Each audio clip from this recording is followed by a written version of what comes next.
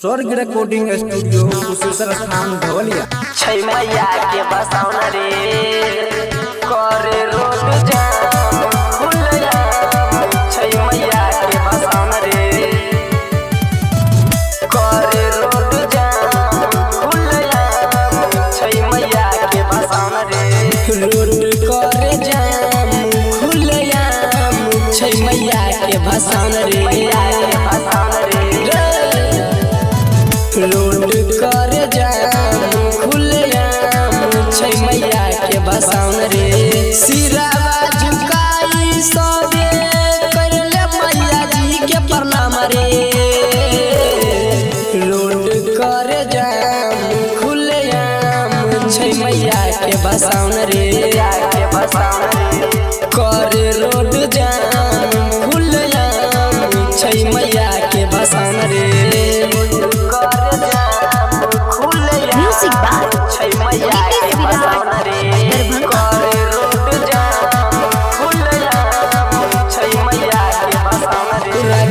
मैया के घूमे बैरे रंग लाल गुलाब रे बैरे।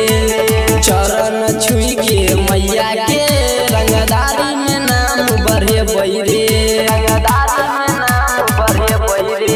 पूरा गाँव में मैया के घूमे बैरे रंग लाल गुलाब रे बैरे। चरण छुई के मैया के रंगदारी में नाम बढ़े बैरे। पर फायरिंग करे डर नहीं कोनो रे छौरा। रोड कर जाम खुलयाम। छै मैया के बसाउन रे करे रोड जाम खुलयाम। छै मैया के बसाउन रे करे जाम खुलयाम। छै मैया के बसाउन रे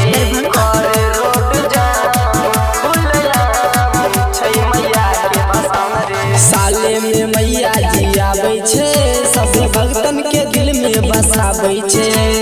सातो सुर के देवी छियै धुन बीना के सुर सुनाबै छै। बीना के सुर सुनाबै छै।